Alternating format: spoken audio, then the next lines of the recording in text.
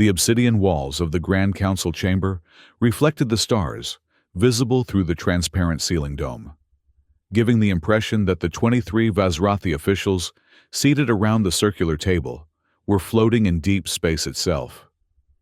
The chamber hummed with the soft, almost imperceptible vibration of the fleet's primary vessel as it drifted at the edge of the Sol system, cloaked and waiting. Commander Krosoth stood at precise attention, his posture rigid even by Vazrathi standards. His uniform, black with purple geometric patterns indicating his rank, had been pressed to perfection. Not a single scale on his reptilian face betrayed emotion, though his third heart raced with the gravity of his report. High Counselor Morvala sat directly across from him, her silver-pupilled eyes narrowed to slits. The ceremonial headdress of her station, a crown of interlocking metallic shapes that mimicked the sacred geometry of the homeworld's temples, caught the starlight and scattered it in precise patterns across the table. To her right sat Counselor Duvak, ancient and withered, his once vibrant scales now a dull gray. His expression held nothing but cold disdain.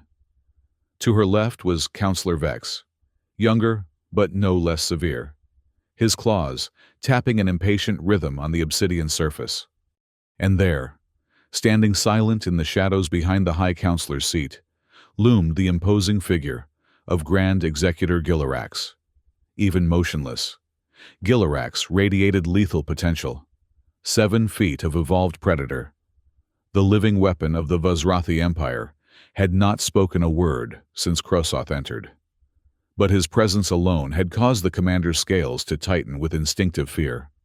The Council recognizes Commander Krosoth of the 7th Fleet Intelligence Division, Morvala intoned, her voice carrying the ritual formality of proceedings that had remained unchanged for 10,000 years. You may present your findings on Operation Shrouded Claw. Krosoth inclined his head in the prescribed 15-degree bow.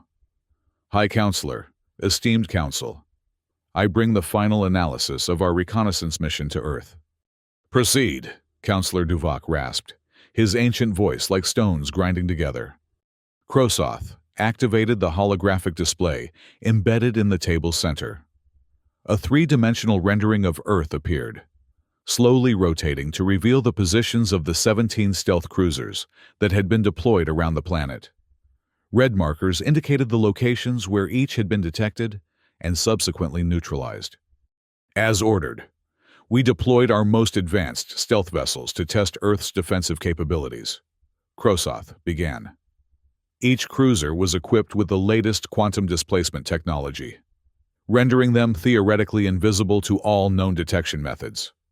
We are aware of the mission parameters, Vex interrupted, his impatience breaking protocol. What we require is an explanation for the catastrophic failure.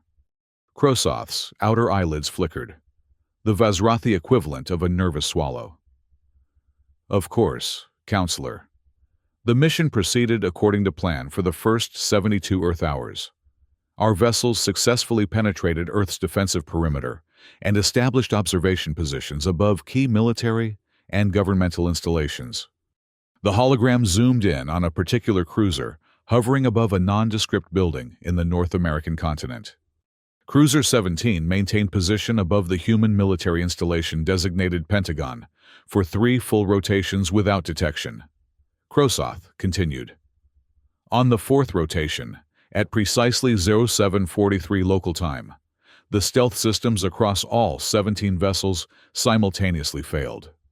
Earth's defense systems immediately locked onto our ships, and only the pre-programmed emergency retreat protocols prevented their destruction.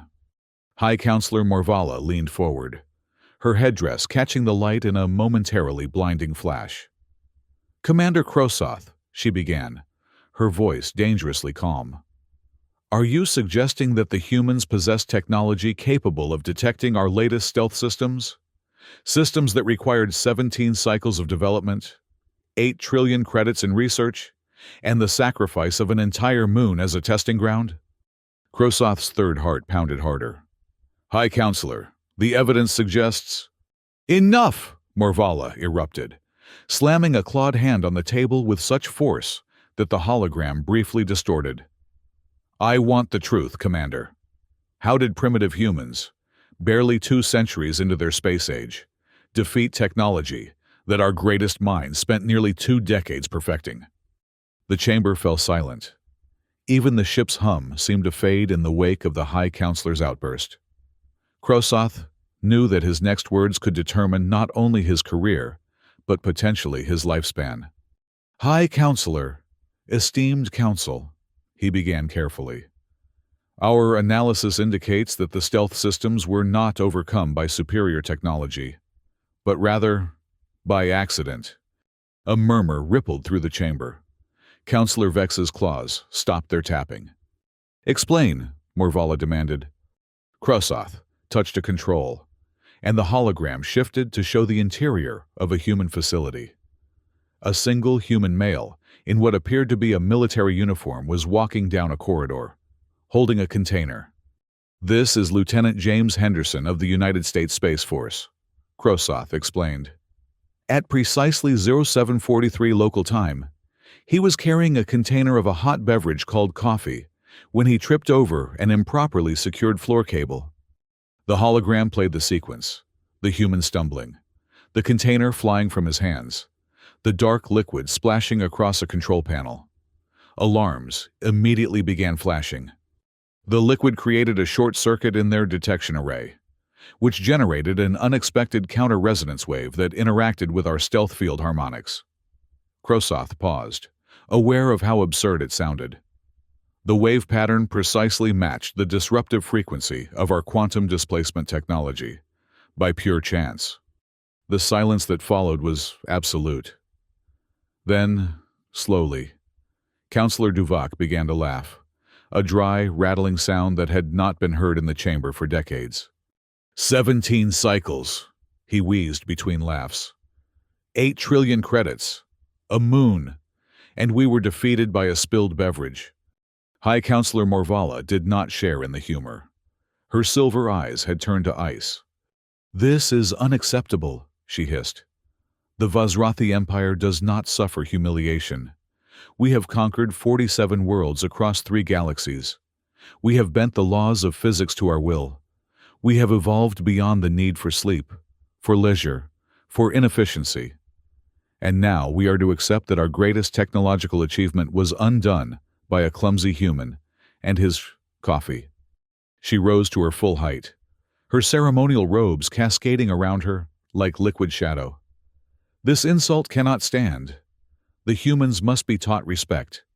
"High Counselor," Krosoth interjected, taking a calculated risk. "If I may offer a strategic assessment." Morvala's gaze cut to him like a blade, but she nodded once.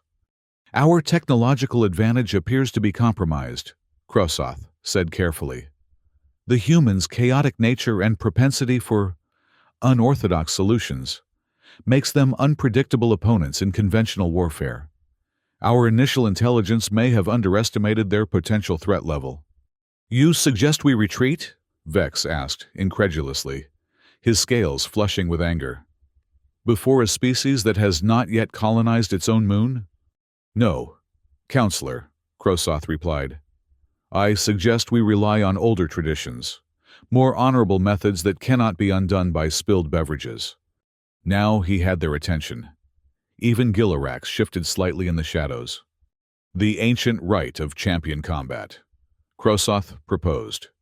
"One warrior from each side, battling for the honor of their species. It is written in the ancestral codex that no true victory can be claimed without proving superiority in personal combat." Morvala's expression changed subtly. The Vazrathi Empire had been built on ritual combat before it expanded to the stars. Even now, promotion through military ranks required triumph in the sacred fighting pits. The suggestion appealed to their deepest cultural instincts. "And who would you propose as our champion, Commander?" she asked, though from her tone, it was clear she already knew the answer. All eyes turned to the shadows behind the High Counselor's chair.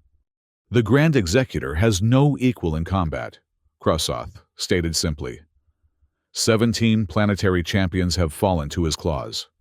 The humans would face the greatest warrior the Empire has ever produced. There was a collective intake of breath among the council. Grand Executor Gilorax was more than a soldier. He was a living legend. The Blood Rinker, they called him in whispers, a title earned through combat so fierce that it was said he had actually consumed the life essence of his opponents. For the first time since the meeting began, Gilorax stepped forward into the light. His massive frame dwarfed even the tallest Vazrathi present.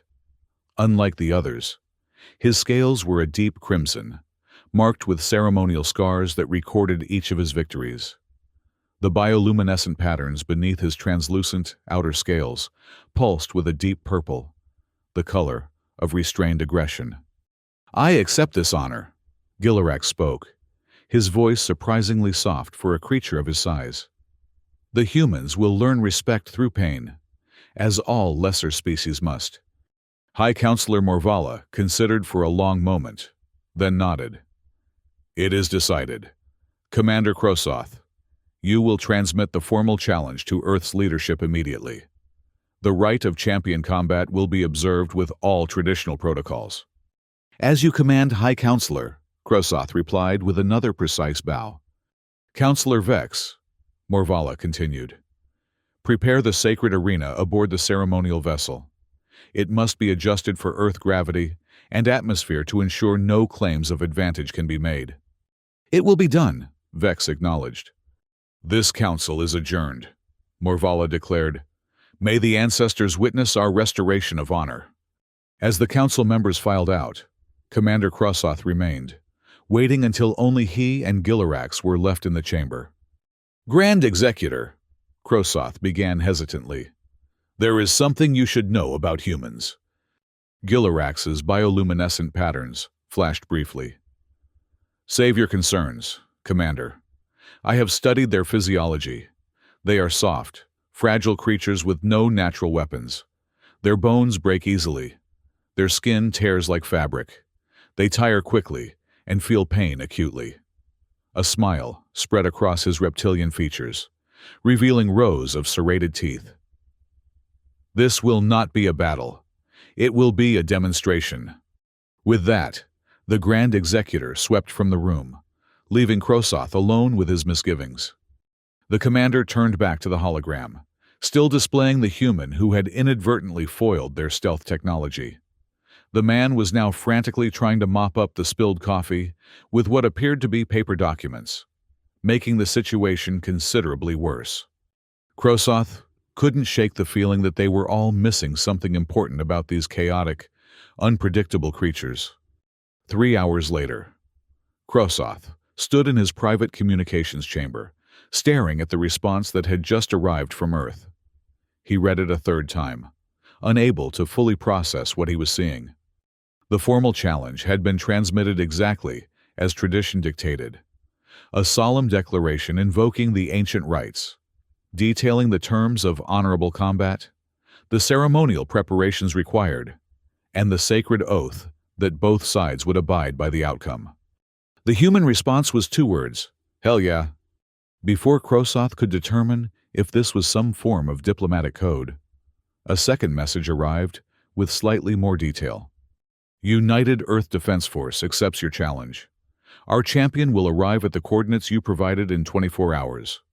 We look forward to this opportunity for interspecies cultural exchange. P.S. Is it cool if we bring some beer?" Krosoth's translator struggled with the colloquialisms, but the meaning was clear enough. The humans had accepted with what appeared to be enthusiasm rather than the expected trepidation, and they wanted to bring fermented grain beverages? He composed a carefully worded response, explaining that the sacred rite of combat was not a cultural exchange, but a solemn test of martial superiority that would determine the future relationship between their species. He clarified that no spectators would be permitted beyond the official witnesses required by tradition, and certainly no intoxicants would be allowed in the sacred arena. The reply came back almost immediately. "No worries. We'll keep the party on our ship. Champion only in the ring. Got it. See you tomorrow." Krosoth felt a headache forming at the base of his skull. a sensation he had not experienced since his early training days. The humans were not responding with the gravity this situation demanded. It was as if they viewed the life-or-death combat as some form of entertainment. He considered bringing these concerns to the High Counselor, but quickly dismissed the idea. Morvala was not interested in human cultural peculiarities. She wanted blood and vindication, and Gilarax would face whatever champion the humans sent, regardless of the circumstances. All Krosoth could do now was ensure that the traditional protocols were observed to the letter, so that when Gilarax inevitably slaughtered the human champion, there could be no dispute about the legitimacy of the victory.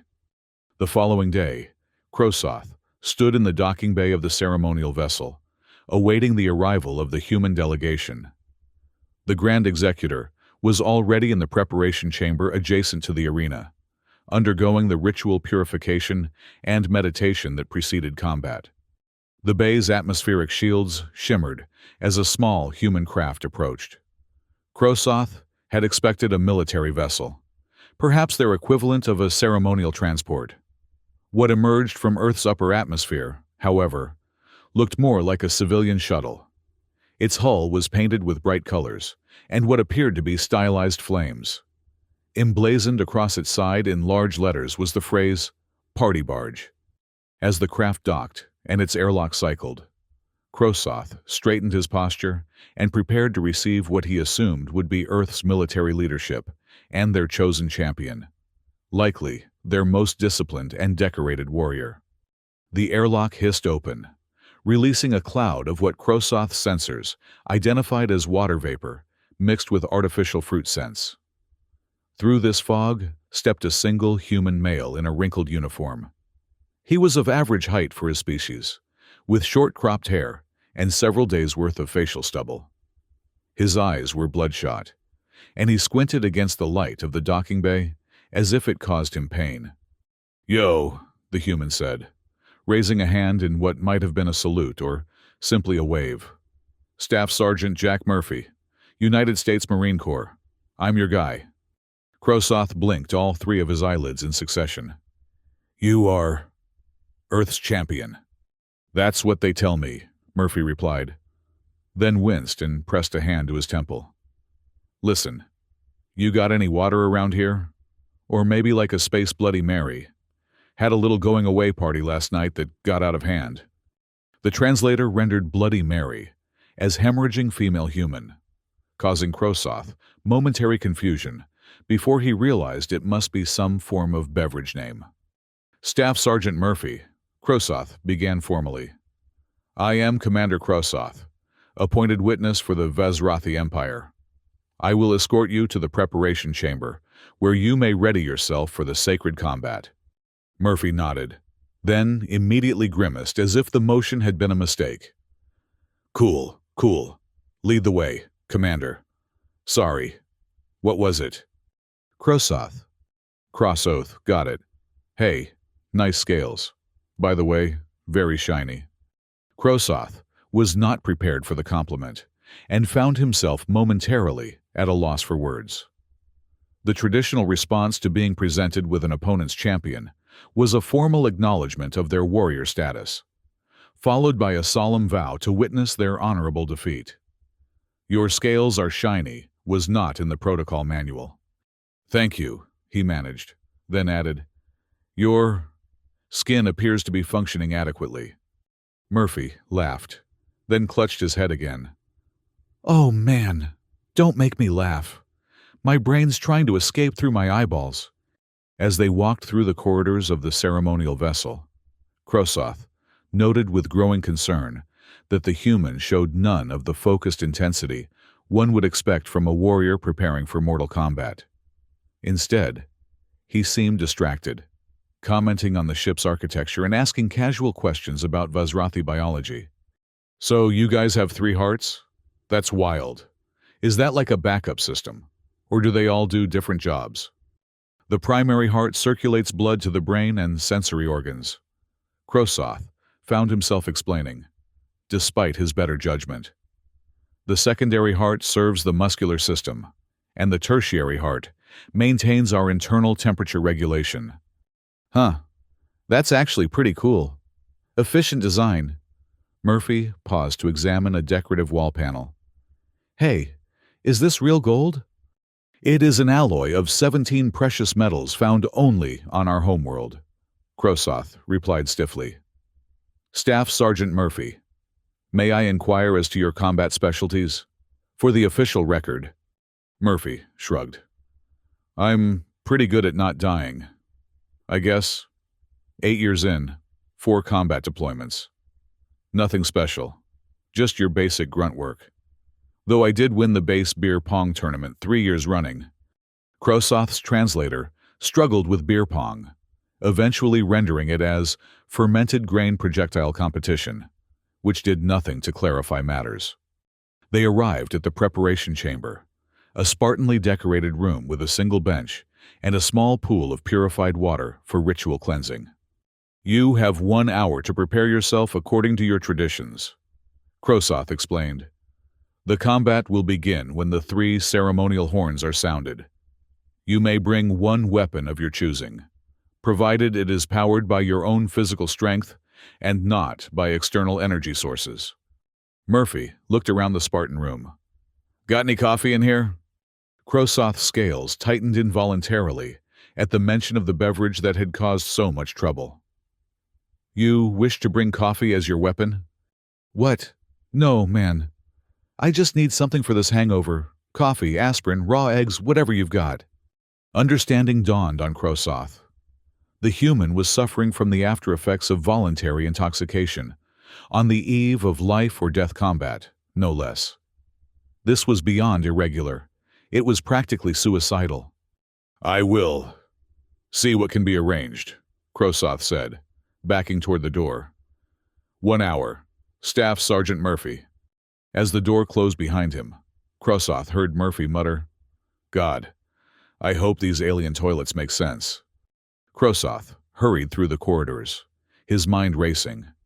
The human champion was clearly unprepared, possibly still intoxicated, and showing none of the focus or discipline that combat of this magnitude required. Against Gilarax, he would be dead within seconds, perhaps even before the ritual exchange of combat vows was complete. This was not the honorable contest the traditions demanded. It would be a slaughter, and while that might satisfy High Counselor Morvala's desire for vengeance, it would do nothing to truly measure the capabilities of these unpredictable humans. He considered bringing his concerns to the council, but quickly dismissed the idea. The ceremonial vessel was already filled with high-ranking officials who had come to witness Gilarax's triumph. To suggest postponing the combat now would be seen as weakness, perhaps even treason. No, the rite would proceed as planned, and if the humans had chosen to send an inadequate champion, that was their mistake to bear. When the preparation hour was complete, Krosoth returned to escort Murphy to the arena. He found the human sitting on the bench, sipping from a container that one of the service drones must have provided. The strong aroma of coffee filled the room. It is time, Krosoth announced formally. Murphy stood, stretching his back until it produced several audible pops. All right, let's do this thing. He picked up his coffee container and started for the door. Staff Sergeant Murphy, Krosoth said, you have not selected a weapon. Murphy patted his side, and Krosoth noticed for the first time the small blade sheathed at his belt. Standard issue K-bar. Figured I'd keep it simple. Krosoth eyed the primitive cutting tool. It was barely longer than the human's hand, and looked utterly inadequate against Gilarax's natural armaments. As you wish. They proceeded to the arena in silence. As they approached the entrance, the sound of thousands of Vazrathi voices could be heard from the other side of the massive doors. The ceremonial vessel's central chamber had been converted into a fighting pit, surrounded by tiered seating, now filled with the Empire's military and political elite. Whoa, Murphy said, peering through a small viewing port in the door. Thought you said no spectators. Only official witnesses are permitted, Krosoth confirmed. Must be a lot of official witnesses then, Murphy observed. Looks like the Super Bowl in there. Before Crossoth could inquire about this Super Bowl, the first of the ceremonial horns sounded, a deep, resonant tone that silenced the crowd instantly. When the third horn sounds, you will enter the arena, Crossoth explained. The Grand Executor will enter from the opposite side. You will meet in the center for the exchange of combat vows, and then the battle will commence. Murphy took a long sip of his coffee. Cool. Any rules I should know about? Combat continues until one champion yields or is no longer capable of fighting, Crossoth stated. Death is not required, but it is common. Right, Murphy rolled his shoulders. Well, it's been real. Commander Crossoth, thanks for the coffee. The second horn sounded. The honor of your species rests upon this combat. Staff Sergeant Murphy, Crossoth felt compelled to say, though he wasn't entirely sure why. Perhaps some part of him wanted to impress upon this casual human the gravity of what was about to happen. Murphy's expression changed slightly, a flicker of something more serious crossing his features. Yeah, I got the memo. Then, just as quickly, his easy smile returned. Don't worry about us humans. We're pretty good at surviving stuff we shouldn't.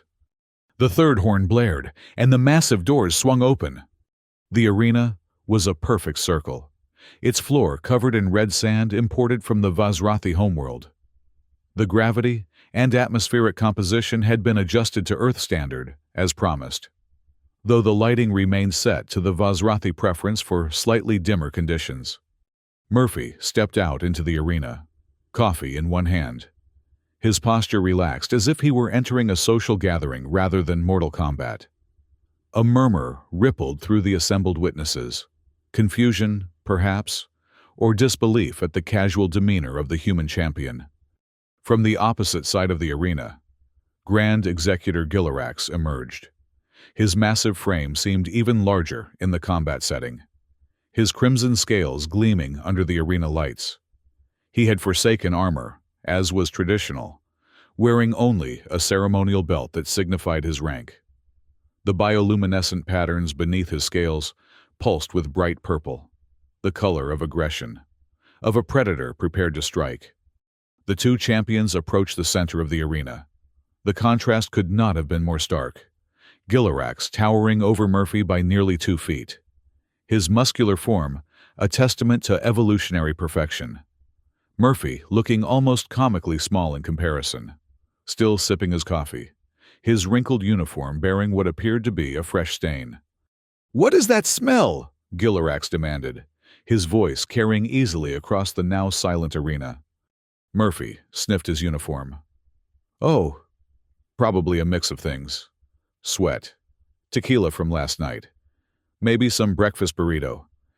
Gilarax's bioluminescent patterns flashed brighter. "You come to sacred combat reeking of fermentation and processed food? This is an insult to the right." "Hey, no offense meant, big guy," Murphy replied, raising his free hand placatingly.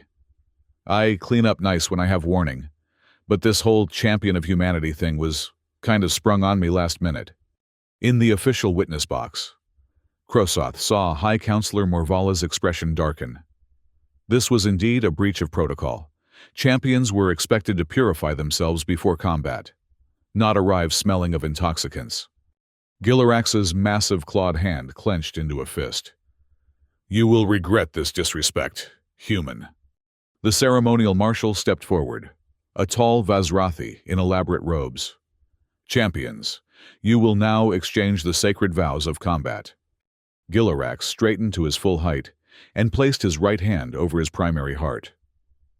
"I, Gilarax, Grand Executor of the Vazrathi Empire, Bloodrinker, Conqueror of 17 champions, do swear by the sacred geometries and the ancestral code that I will fight with honor, strength, and the full measure of my skill. May my victory bring glory to the Empire and respect to my lineage." All eyes turned to Murphy. He cleared his throat. Jack Murphy, Staff Sergeant, United States Marine Corps." Do solemnly swear that I will give it my best shot and try not to die. Semper Fi and all that." There was a moment of stunned silence. Then a wave of hissing, the Vazrathi equivalent of derisive laughter, swept through the arena. "This mockery ends now," Gilarax growled. The ceremonial marshal quickly stepped back. "The vows have been exchanged. Champions, prepare for combat." The marshal retreated to the edge of the arena, raised a ceremonial staff, and struck the ground 3 times. The sound resonated through the chamber, the traditional signal that combat had begun. Gilarax didn't hesitate. With a roar that shook the very air, he launched himself at Murphy, his massive body moving with shocking speed for its size. His claws extended to their full length, each razor-sharp and capable of shearing through metal, as he aimed a killing blow at the human's throat. Murphy, seemingly caught mid-sip of his coffee, did the only thing his startled reflexes allowed. He ducked. It wasn't a practiced combat maneuver or a strategic evasion. It was the instinctive flinch of someone who suddenly realizes something large is flying at their face. Murphy simply dropped into a crouch, spilling half his coffee in the process. Gilarax, having committed fully to his charge and expecting either a block or to meet flesh, found himself striking empty air. His momentum carried him completely over the crouching human and sent him crashing into the arena wall with a sound like a meteor impact. A collective gasp rose from the witnesses. The Grand Executor, whose combat precision was legendary, had missed his opening strike completely. Murphy straightened up, looking as surprised as everyone else. He glanced at his now half-empty coffee cup with a frown. "Oh, man." Gilarax peeled himself away from the dented arena wall, scales flushed with a deep purple that bordered on black, the color of rage. "A lucky dodge," he snarled.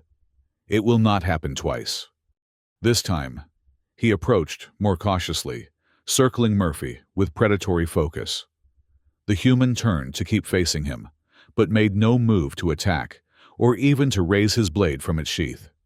"Aren't you going to draw your weapon, human?" Gilarax taunted. Murphy shrugged. "I figure I'll wait till I need it. No sense getting hasty." The casual response only fueled Gilarax's anger.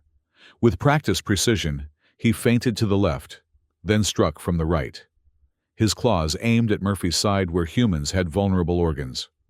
Murphy, trying to back away from the feint, tripped over his own feet and fell flat on his back. Gilarax's strike passed harmlessly over him. The Grand Executor roared in frustration. "Stand and fight, coward!" Murphy scrambled to his feet, still clutching his coffee cup. "I'm trying, big guy. You're just really fast." In the witness box, Krosoth watched with growing bewilderment. No opponent had ever evaded Gilarax's attacks with such clumsiness. Yet twice now, the human's seemingly accidental movements had saved him from certain injury, if not death. Gilarax changed tactics. His bioluminescent patterns shifted to a more concentrated glow, focusing along his spine and the ridge of his skull. This was the precursor to one of his most devastating abilities, a directed energy pulse that could temporarily paralyze an opponent's nervous system. "Oh, that's pretty," Murphy commented, gesturing at the glowing patterns with his coffee cup. "You guys use that for parties?" Gilarax didn't respond. His eyes narrowed as the energy built, focusing on Murphy's central mass. Then, with a sharp exhalation, he released the pulse, a visible wave of energy that rippled through the air toward the human. Murphy, at that exact moment, bent down to retie his boot, which had come unlaced during his earlier fall. The energy pulse passed harmlessly over his head, continuing on to strike a ceremonial shield hanging on the arena wall, which promptly disintegrated. Another gasp from the witnesses, louder this time. Hushed conversations broke out among the assembled Vazrathi. This was unprecedented. The Grand Executor had never missed with his paralysis pulse. Krosoth found himself leaning forward in his seat, his scientific mind racing. Could it be that the human's unpredictable, seemingly random movements were actually an advanced form of combat strategy? A way of making oneself impossible to target through deliberate unpredictability? Gilarax was visibly shaking now, his rage having reached a level that threatened his legendary control. "Enough games!" he bellowed. "Face me with honor!" Murphy straightened up from tying his boot. "Look, I'm not trying to make you mad. I'm just—" He didn't get to finish the sentence. Gilarax charged again, this time dropping to all fours to increase his speed. His massive tail, tipped with a venomous barb capable of incapacitating creatures 3 times his size, whipped forward as he closed the distance. Murphy, startled by the sudden change in attack style, did the first thing that came to mind. He threw his coffee cup. It was not a calculated move. It was the panic response of someone who suddenly needed both hands free. The cup tumbled through the air, its remaining contents, a mixture of coffee, cream, and what smelled suspiciously like vodka, splashing directly into Gilarax's face as he rose up for the final attack.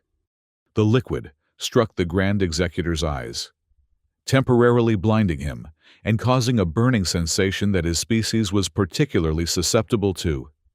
He roared in pain, his charge becoming a stagger, his tail strike going wide. Murphy, seeing an opening for the first time, actually moved toward the stumbling alien.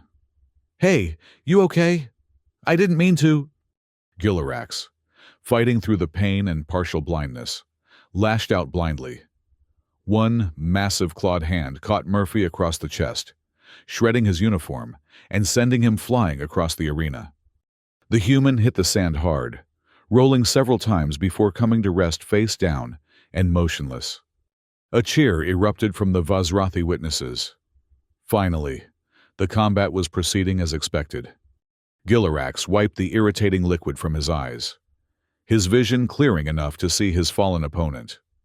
With deliberate steps, he approached the prone human, standing over him in the traditional position for delivering a final blow. "And so it ends," Gilarax announced to the arena, as it was always going to end. He raised his clawed hand for the killing strike. What happened next would be reviewed in Vazrathi military academies for generations to come. As Gilarax's claws descended, Murphy's body convulsed, not in a defensive move or an attempt to roll away, but in what appeared to be an involuntary spasm.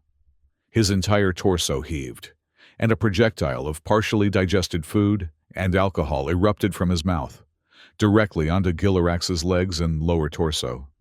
The substance was toxic to Vazrathi physiology, a combination of acidic stomach contents and alcohol that burned like corrosive acid on contact with their scales.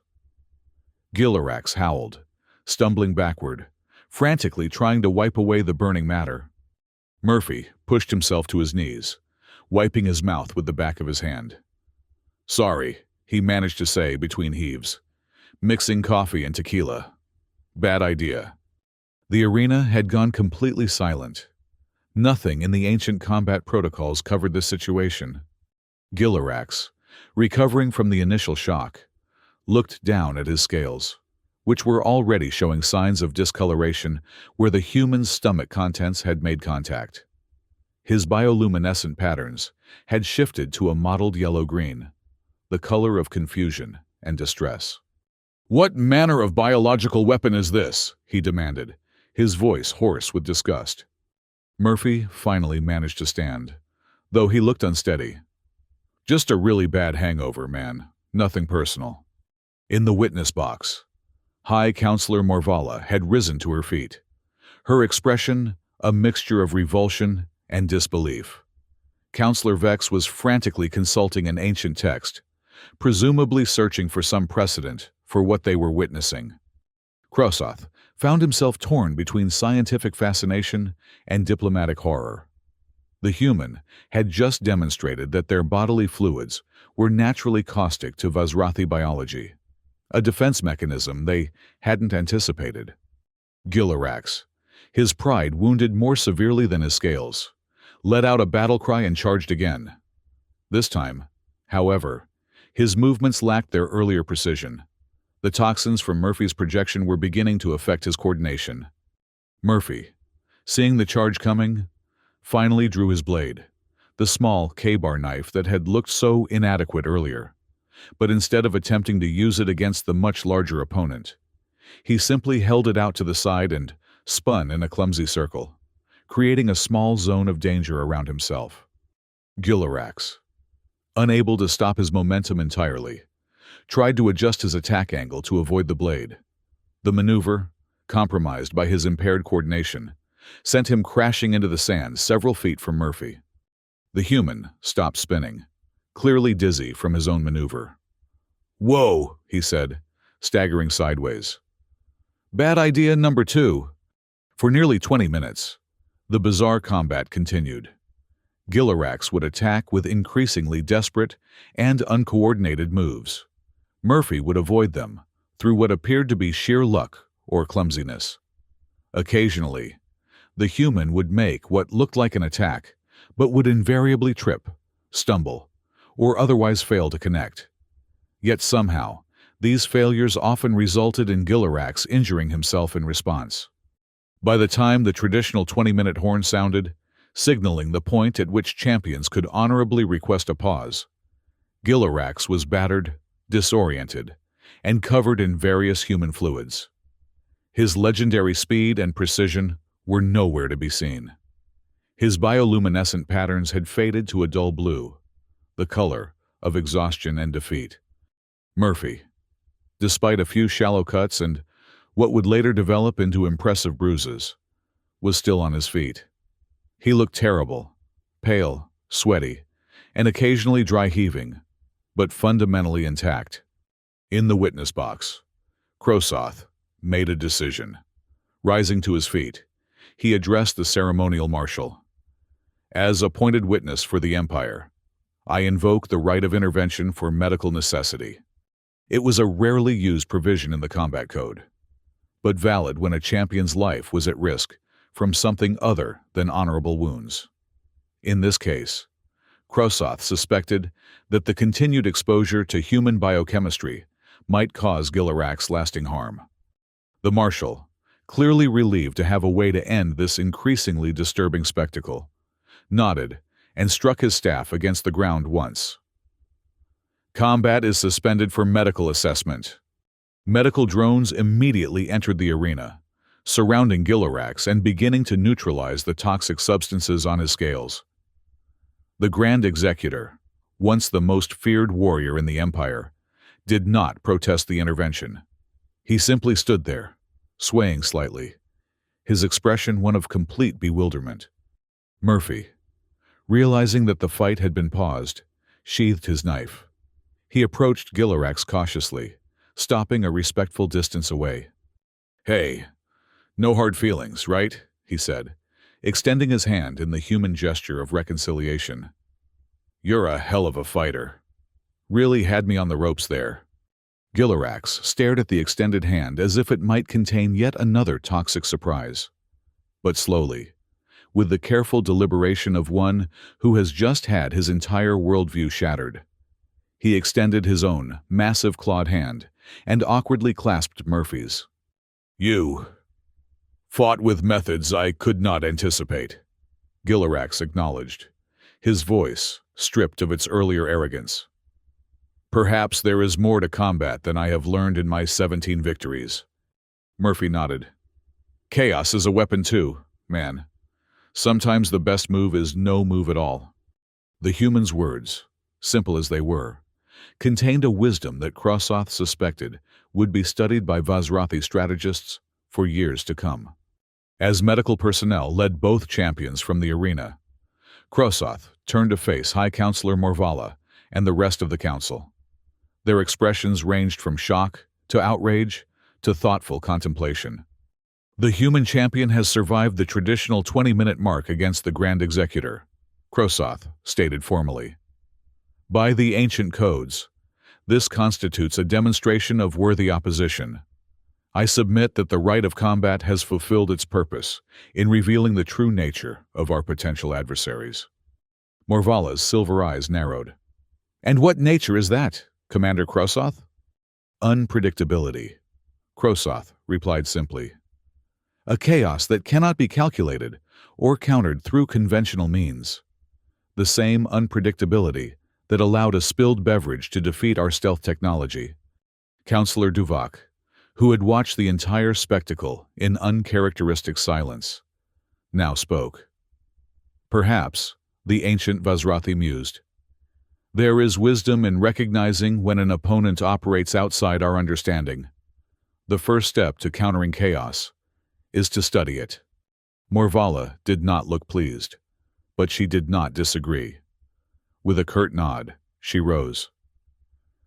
This council will convene in 1 hour to discuss the implications of today's demonstration.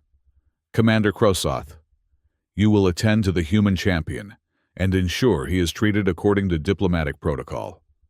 As you command, High Counselor, Krosoth replied with a bow. As the council members filed out, Krosoth remained in the witness box, his gaze fixed on the arena where, against all probability and reason, a hungover human had just fought the Empire's greatest warrior to what could only be described as a draw. The implications were staggering and deeply unsettling. In his private quarters aboard the fleet's command vessel, Commander Krosoth sat in the traditional meditation posture, his 3 hearts beating in deliberate synchronized rhythm. The chamber was sparsely decorated, with only a few artifacts from his homeworld and the ceremonial weapons that marked his rank and lineage. On the table before him sat 2 items that symbolized the crisis of faith he was experiencing.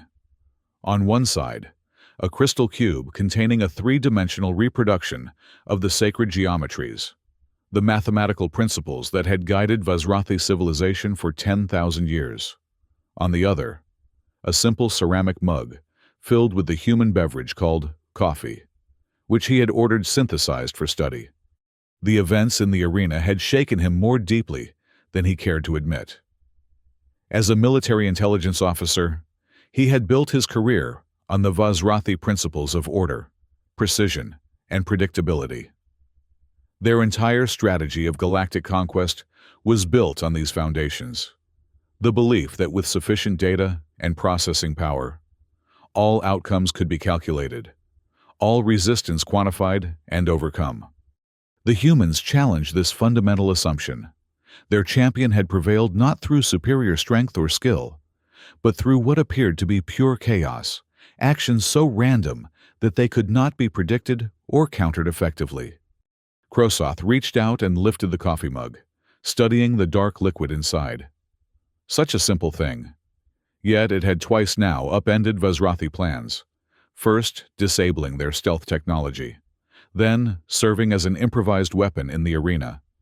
Is unpredictability a strength we have overlooked? He wondered aloud. The Vazrathi had eliminated randomness from their society thousands of years ago. Every action was calculated, every decision optimized.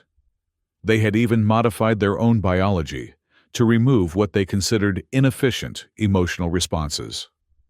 The result was a species of perfect soldiers and administrators, each knowing their exact purpose, each executing their function with flawless precision. But against Murphy's stumbling, vomiting, chaotic combat style, Gilarax's perfect technique had been useless. The Grand Executor had been trained to counter any known combat form in the galaxy. He had not been trained to counter an opponent who had no form at all. Krosoth took a careful sip of the coffee, his analytical mind cataloging the bitter taste and the stimulant effect on his nervous system. It was unpleasant by Vazrathi standards, but he could understand why a species as chronically sleep-deprived as humans might value it. A chime at his door interrupted his meditation. "Enter," he called. The door slid open to reveal Gilarax himself. The Grand Executor had been treated by the medical staff and showed no lasting physical damage from the combat, but his posture lacked its usual imposing confidence. Without waiting for an invitation, he entered and sat heavily on the meditation cushion across from Krosoth. "The human has returned to his vessel," Gilarax stated without preamble. He invited me to join him for something called a post-fight beer, but I declined. Krosoth nodded, unsurprised by the invitation. Murphy had shown a consistent disregard for formality. A wise decision. I suspect further exposure to human biochemistry would not be beneficial. It was not concern for my physical well-being that prompted my refusal, Gilirax said, his voice uncharacteristically quiet. I find myself uncertain. This is not a state I have experienced before. Krosoth set down his coffee mug. For the legendary Grand Executor to admit uncertainty was unprecedented. What troubles you, Executor? Gilirax's bioluminescent patterns shifted to a deep indigo, the color of introspection. In 17 cycles as the Empire's champion, I have faced opponents from across the galaxy. Each fought with skill, with technique, with purpose. I studied their methods, countered their strengths, exploited their weaknesses. This was combat as it should be, a test of superior evolution and training. He paused, his massive clawed hands clenching and unclenching. The human fought with no technique I could discern. He evaded lethal strikes through what appeared to be accidents. He deployed biological weapons without intent. His victory, and it was a victory, regardless of what the Council may claim, came not from skill, but from chaos itself. An unsettling realization, Krosoth acknowledged. More than unsettling, Gilirax replied. It challenges everything we believe about combat, about superiority, about our right to rule. If chaos can defeat order, what does that mean for an empire built on perfect order? It was the question Krosoth had been asking himself since the stealth cruisers had been detected. The implications extended far beyond a single combat or a failed reconnaissance mission. They struck at the very foundation of Vazrathi identity. Perhaps, Krosoth suggested carefully, there is a form of strength and adaptability that we have engineered out of ourselves in our pursuit of perfection. Gilirax's eyes narrowed. You suggest we have weakened ourselves? I suggest that different environments favor different traits. Krosoth clarified. The humans evolved on a planet of constant change, unpredictable weather, shifting continental plates, rapid biological adaptation. Their entire history is one of chaos and response to chaos. Is it any wonder they embody these qualities? The Grand Executor considered this, his indigo patterns deepening. The human said something to me in the arena. He said, "Chaos is a weapon too." At the time, I dismissed it as the babbling of a primitive mind. Now, I find myself considering the truth in his words. As do I, Krosoth admitted. And it raises an important question for the future of our interaction with Earth. What question is that, Commander? Krosoth gestured to the sacred geometries on his table. If we cannot predict them, cannot calculate their responses with our traditional models, can we conquer them through conventional means? Or would attempting to do so be like trying to hold water in a clenched fist? The implications hung in the air between them. The Vazrathi Empire had conquered 47 worlds across 3 galaxies using the same methodical approach. Infiltration, analysis, targeted strikes against key infrastructure, then systematic occupation. Each campaign had been executed with mathematical precision. But against a species that operated outside the boundaries of predictability, those same methods might prove disastrously ineffective. Gilirax rose to his feet, his massive frame casting a shadow across the room. I must meditate on this further. The Council will expect my formal assessment of the human combat capabilities. And what will you tell them? Krosoth asked. The Grand Executor paused at the door. The truth, Commander, that we face an adversary unlike any we have encountered before, one that cannot be understood through our traditional frameworks. His bioluminescent patterns shifted briefly to a color Krosoth had never seen from him before, a soft green that indicated openness to new ideas. Perhaps it is time we consider alternatives to conquest. With that revolutionary statement, Gilarax departed, leaving Krosoth alone with his cooling coffee and his increasingly unorthodox thoughts. For a species that had not changed its fundamental approach to galactic politics in 10,000 years, even contemplating alternatives to conquest was tantamount to heresy. Yet here was the Empire's greatest warrior, suggesting exactly that. Perhaps the humans' chaos was already influencing them in ways they could not fully comprehend. 3 days later, Krosoth stood in the grand reception hall of the diplomatic vessel, watching with a mixture of fascination and apprehension as a new human ship docked with the Vazrathi fleet. Unlike Murphy's garishly decorated party barge, this vessel bore the official insignia of the United Earth Government, a stylized globe encircled by olive branches. The High Council had, after extensive deliberation, decided to accept the humans' request for a formal diplomatic meeting. It was an unprecedented move for the Empire, which typically engaged in diplomacy only after military superiority had been firmly established.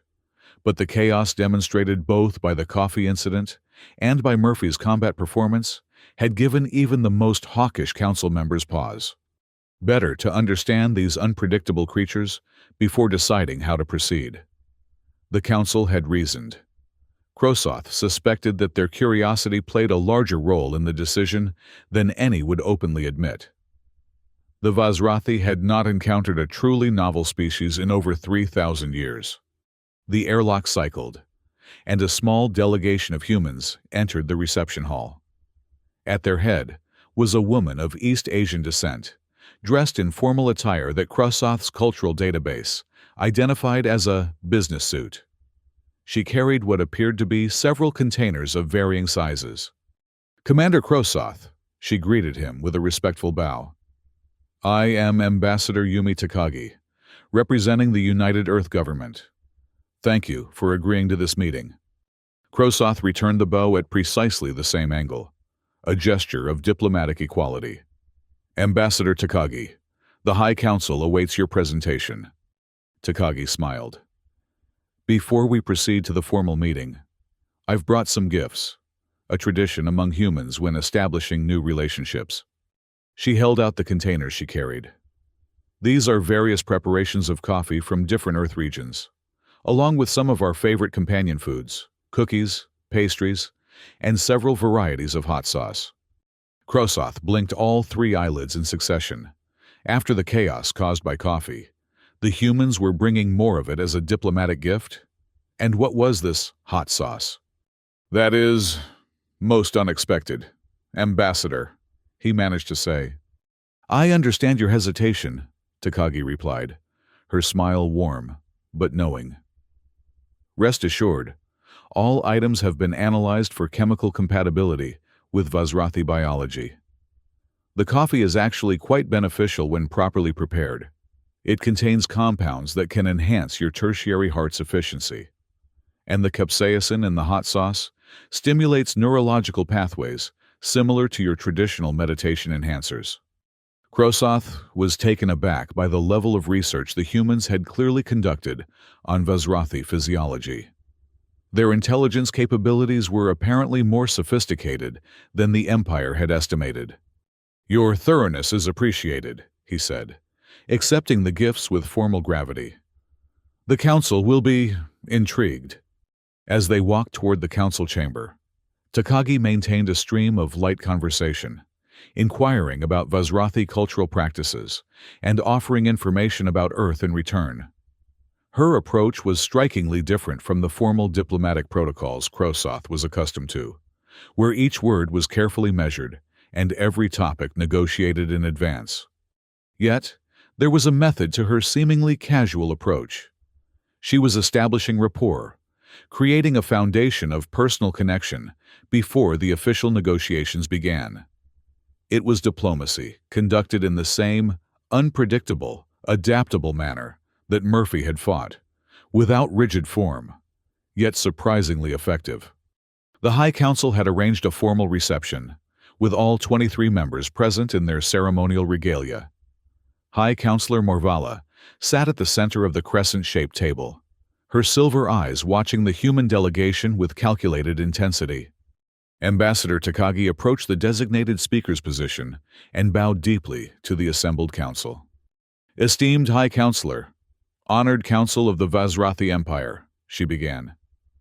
"I bring greetings from Earth and sincere appreciation for this opportunity to establish diplomatic relations between our peoples."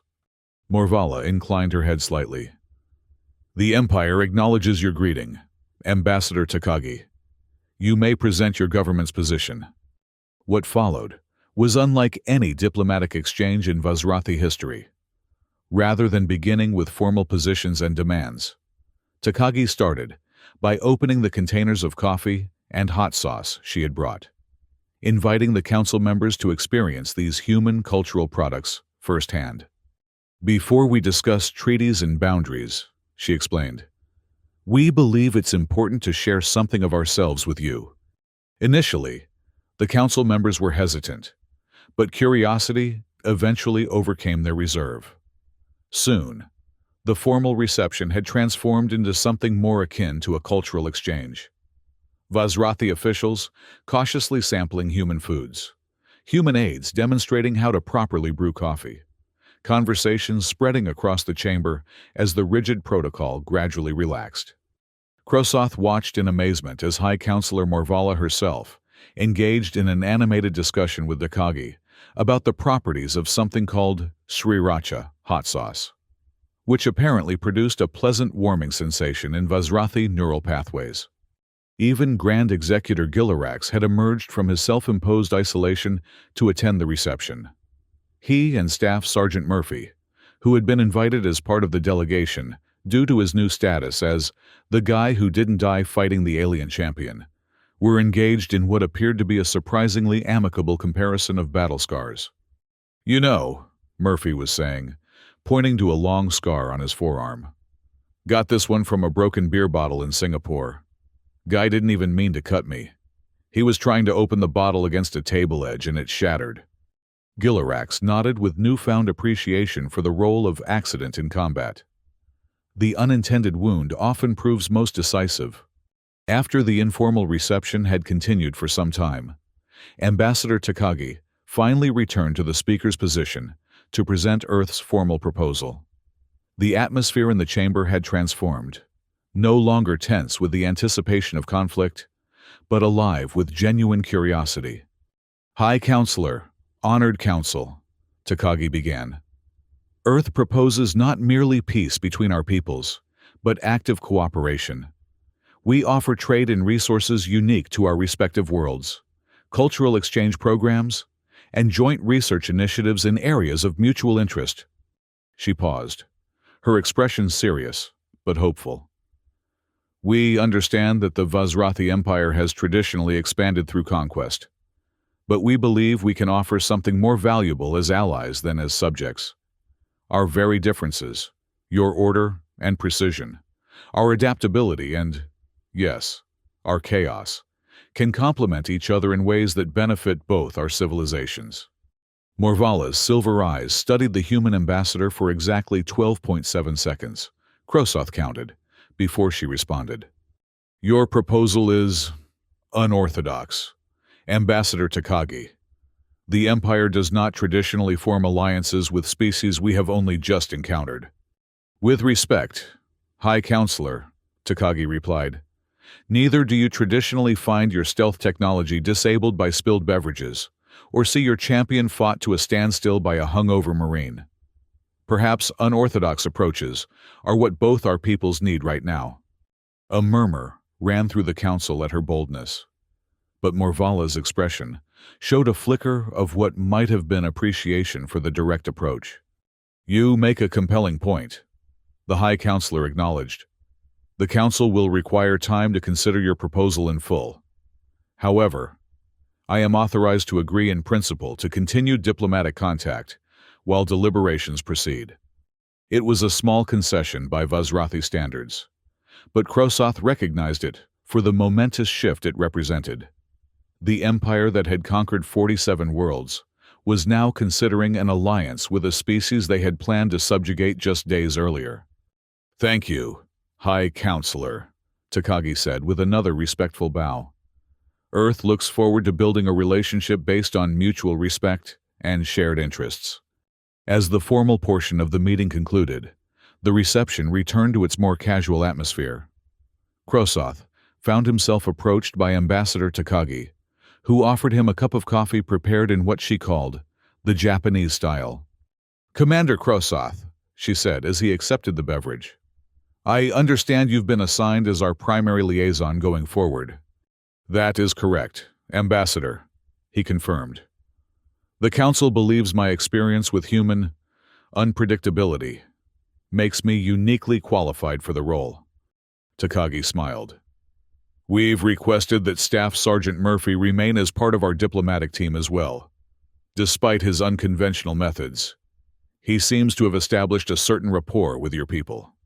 Krosoth glanced across the chamber to where Murphy was now attempting to teach Gilarax something called the electric slide, a human ritual dance that involved synchronized movements in a line formation.